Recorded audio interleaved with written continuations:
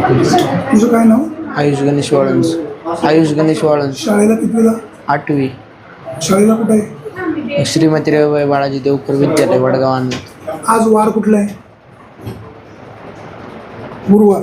गुरुवार. काल तुमच्या शाळेमध्ये काय घडलं नेमकं? ते माझा मित्र आहे अजय शिंदे. त्याचं अजय शिंदे. हां कितवीला त्याचं आहे? 8वीलाच आहे. तू कितवीला आहे? 8वीलाच आहे आमच्या. बरं. तर त्याचं भांडणं काहीतरी झालं तर कोणाचं? ते ज्या पोराने मारले त्याचं काहीतरी झालं. आम्ही ते सोडीत होतो तर त्याने खिशातून चाकू काढला. पहिलं मला मारलं तो खालचा वार आणि मग त्याला धरलं. त्याने तो आला ना वाचवाय पार. मग त्याच्या पहिलं एक डोक्यात मारलं मग मानत मारलं. त्याला धरायला गेलो तर त्याने मागून येऊन तो वरचा गाव मारला. असं तू मला सांग, तू कितवीला आहे? तो 9वीला आहे. हे सगळं कशावरनं घडलं? तुम्हाला मारायचं काय कारण? ते नाही माहिती आम्हाला. ते दोघांचं काहीतरी झालं तर आम्ही त्यांना हे करायला गेलो. सोडवायला गेलं. हां तुला कुठे मारलंय? इथं खांद्याला खांद्याला. काय मारलं तुला? चाकूनी. तू स्टेबल आहे, व्यवस्थित आहे? हो. म्हणजे तुला दवाखान्यात कुणी आणलं? जावळे सरांनी. तू राहतो कोणाकडे? तर पप्पांकडे वर वाडीत फादरवाडीत. काय नाव वडिलांचं पूर्ण? गणेश बाबन वाळंज.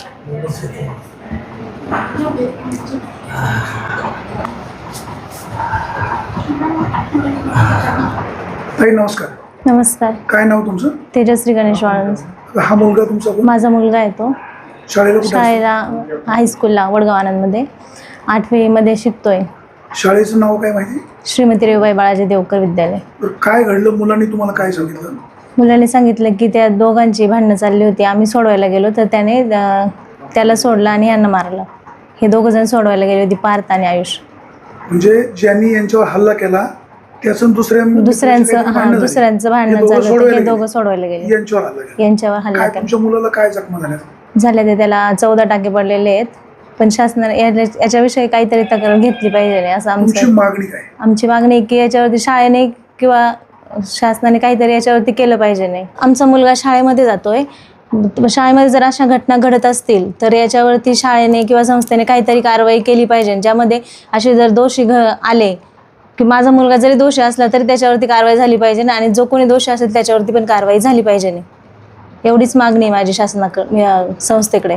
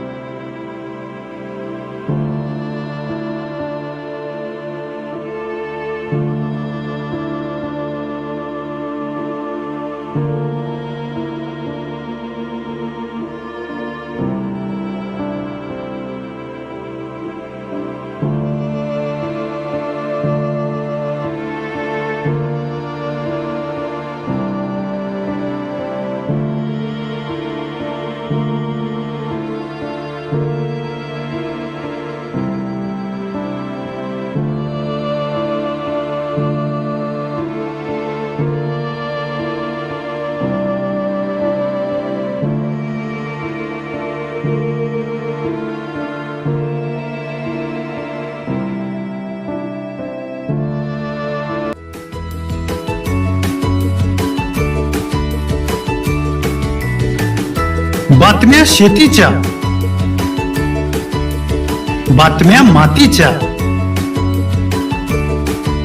बातम्या अन्यायाच्या, गुन्हेगारीच्या,